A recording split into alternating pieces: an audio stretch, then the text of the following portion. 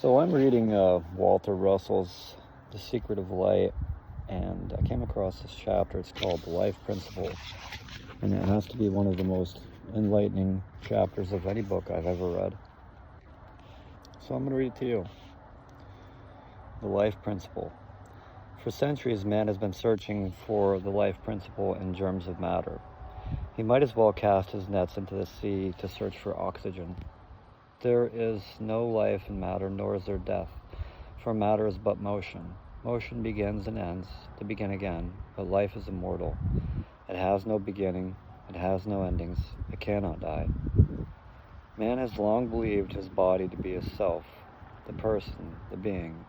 Man's body is but motion. It can have no being. God dwells in man. The person, the being in man, is immortal. Life in him is God in him. The body of man manifests God in him by manifesting life in life, death, resurrection sequences, as all creating, decreating, recreating things in nature likewise do. The body of man must forever be reborn unto the endless end to manifest God in him. There is naught but birth in the cyclic, pulsing universe. There is no death. The idea of man is a part of the one whole idea of creation. All creation is but an expression of that one idea, part by part, each being a part of the whole. God gives an eternal repetition of bodies to all parts of his idea to manifest that idea in wave cycles of the divided light of his thinking. One half of each cycle unfolds the idea into the form of that idea and gives action for producing that form. The other half of the cycle refolds the idea to give it rest in the light of its source for the purpose of repeating the manifestation and a repetition of that body. A return to rest in the light is not death. It is a return to life for the purpose of rebirth to again manifest life in a renewed body. We do not say that man is dead when he rests in sleep to partially renew his body. We know that he will awaken with new parts of his body to replace those which have served their purpose and disappeared. When man's whole body wears out and needs replacement, he likewise rests in a longer sleep. Man's body is but patterned waves of light and motion. Waves disappear into the ocean's calm, but they reappear.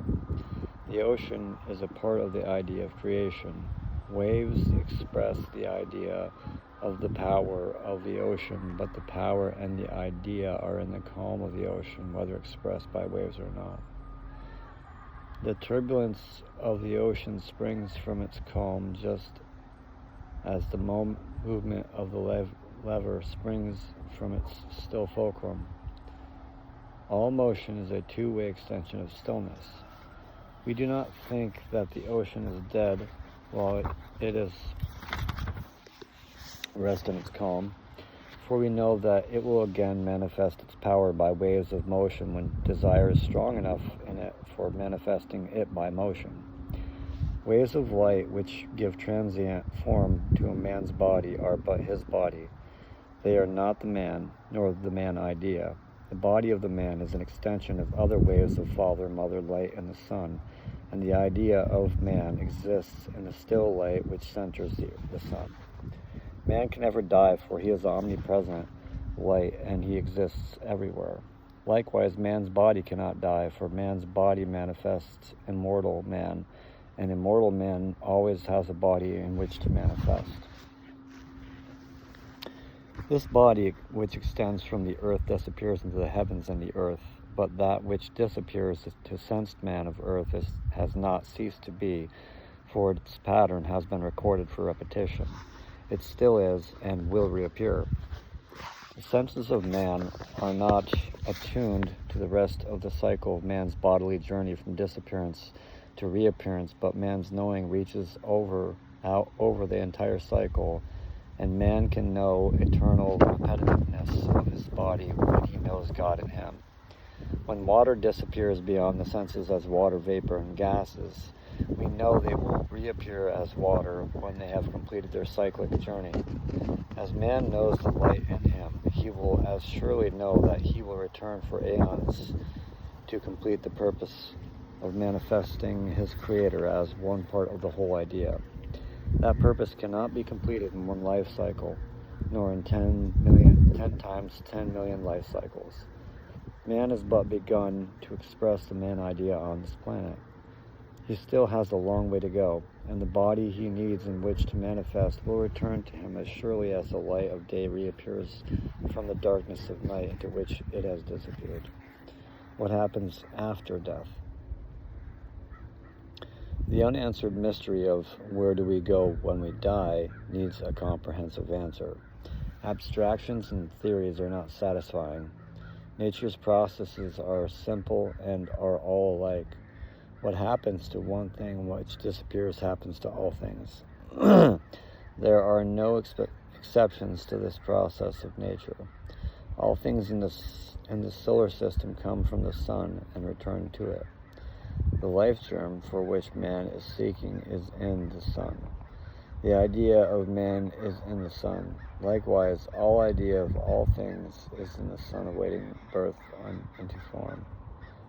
The pulsing light of polarity borns all ideas into its form when conditions are favorable for each idea to be mothered by an extension of the sun.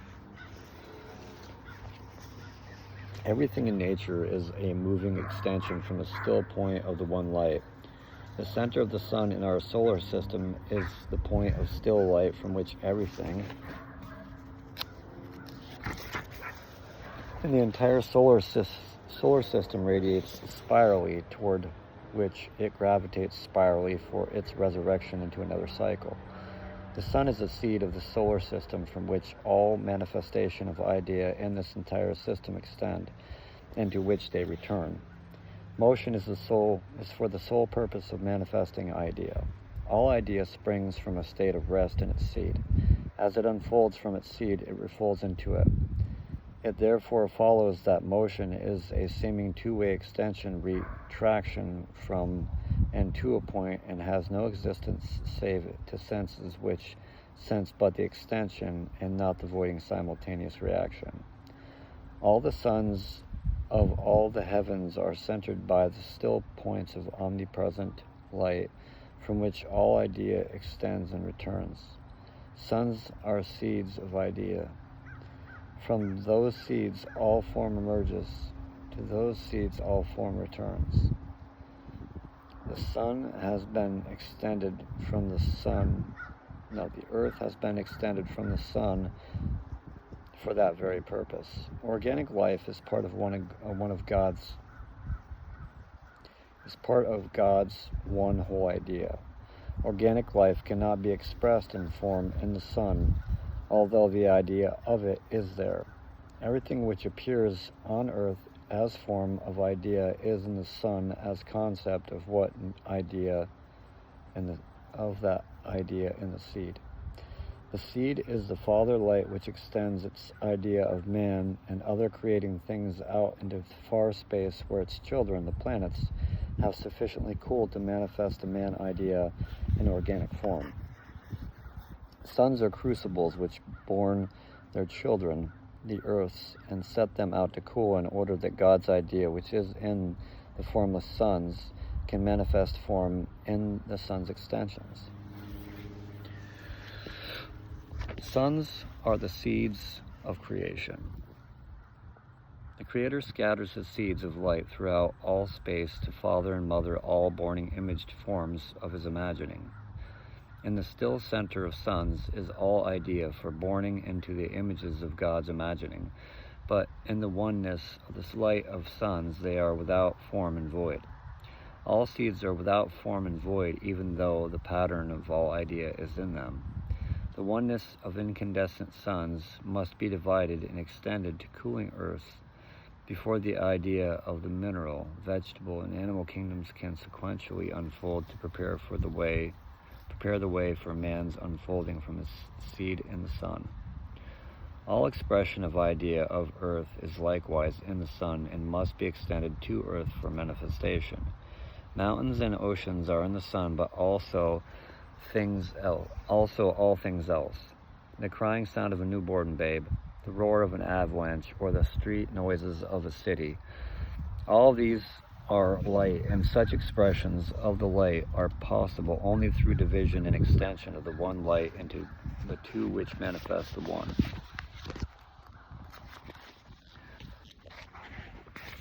Millions of years ago, this planet became sufficiently far from the sun for the water idea to be expressed as pairs of opposites, and organic life appeared upon the earth in lowly forms. These forms gradually complexed until the main idea began to be expressed, not by a germ, but by the polarization of light itself, as manifested in the interchanging heartbeat of the Father-Mother light of the universe. The idea of all things is omnipresent in the one still light. The expression of all ideas extended to the two lights of white suns and black space surrounding suns, which manifest the Creator's two desires. Desire for expression is manifested by the electric action-reaction sequences of interchange between the two opposing white and black lights of suns in space. It is this interchange which polarizes the still seed of the idea into unfolding form of that idea. To polarize means to divide stillness into opposing pulsing extensions. It is like extending a lever from a fixed fulcrum and setting it into motion to express the idea which is in the still fulcrum. In this manner, the womb of Mother Earth becomes impregnated with the seed of the man idea extended from the sun, and the first cell of man unfolds from Mother Earth into the heavens toward the refolding light of the Father. The first pulsation of the mother light, which is borning God's idea into patterned form, is the black light negative half of its pulsation cycle. The unfolding mother light, which reaches out into the heavens, is the black light of expansion. Black light is a negative pattern of the positive idea of light as expressed by incandescence. In other words, black light is expanded or unfolded white light. Conversely, white incandescent light is contracted or refolded black light. This is nature's method of giving formed bodies to formless idea. The positive father light refolds the unfolding negative mother light in cyclic wave pulsations, which man calls growth. But growth is but a moving picture of sequential patterns of unfolding idea projected upon the imagined three-dimensional screen of time and space. This is the Creator's method of electrically recording his one whole idea in many electrically sensed multi-patterned body forms of matter. Life and death of bodies. To understand the meaning of life and death, we must know more of nature's processes, especially those concerning our body, and the spirit within, which motivates the body and forever records our constantly changing individuality. We must know the basis of our individuality and the reason for its constant change. In order to understand what happens after death, we must become more fully aware of nature's processes, which give us bodies and take them away to re-give new bodies to fulfill nature's law of repetition. Man's electrically sensed body is not the immortal man which his body manifests. His body is not the individual to which he attributes his life and being. His body is composed of a few chemical elements borrowed from earth and sun to fashion into an instrument for his use. When his body disappears, the individual which inhabited the body is not dead. Every body emerges from a formless state into a formed one in repeated cycles of appearance, disappearance, and reappearance. All creating things are formless as idea at their source. They then unfold into formed idea through desire to unfold. This process of emergence from a formless state and a return to that state has been going on within man's body since its beginning. All bodies of all creating things are forever, turning inside out and outside in during their entire cycles. During a small part of the cycle, bodies are within the range of human sensing, but during the greater part of the cycle, they are beyond that range. At no time during the entire cycle are creating things without bodies or patterned records of bodies, from which new bodies will again spring true to their patterned records. Each in-breathing, out-breathing cycle is unfolding form, in the form of a new body from an already existing patterned record. The constant refolding process, which man calls death, is recorded as it refolds for repetition in his next life cycle. Nature records every action and desire of the body. Likewise, every conscious desire and thought of the soul and those cosmic elements which are called the inert gases, helium, neon, krypton, argon, and others. These cosmic elements, which will not unite with the physical elements, are the basis of God's recording system, by means of which every thought and action of every creating thing is stored in them as seed extensions from sun and earth centers for repetition until their purpose is fulfilled. Everything in nature is purposeful, and nothing in nature fulfills its purpose in one life cycle. Nature multiplies the time dimensions of her light waves so that patterned records of forms which have expanded beyond man's range of sensing can come within that range, then divides those time dimensions until they again disappear into the other half of the man cycle beyond man's range of sensing. Man's individuality.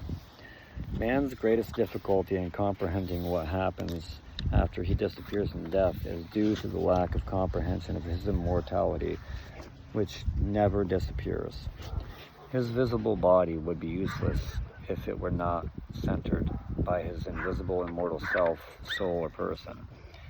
Man is aware of himself as an individual, but his concept of what constitutes his individuality is vague. His individuality is what he unknowingly interprets his immortal self to be. His self or soul never changes, never appears or disappears, but his individuality constantly changes to forever fit the changing concept of what he interprets his immortal self to be. As every man gradually comes to know the light of his self in him, his individuality changes by the constant uplift toward that increasing awareness of his centering omniscience. As greater awareness of the light of the universal self comes to man, he gradually loses his individuality and becomes more that universal self.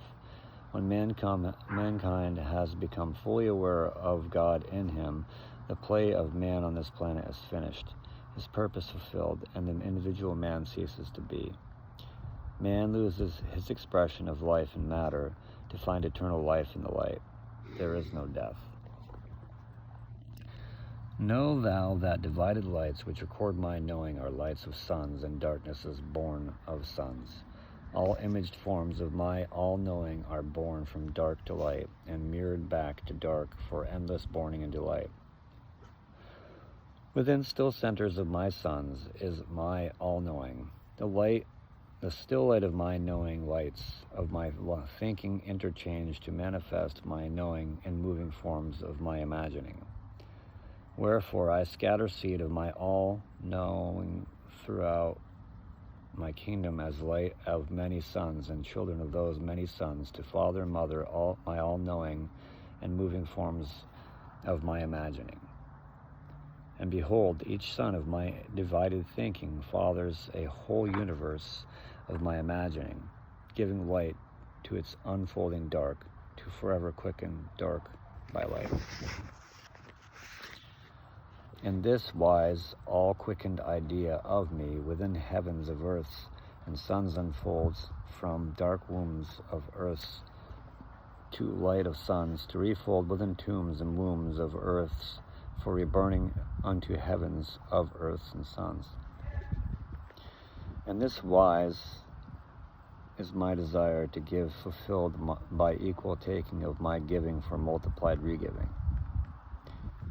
See thou that man knoweth that I, the father, mother of my universe, center all his givings and his regivings, and measure them with watchful eyes to balance them in me.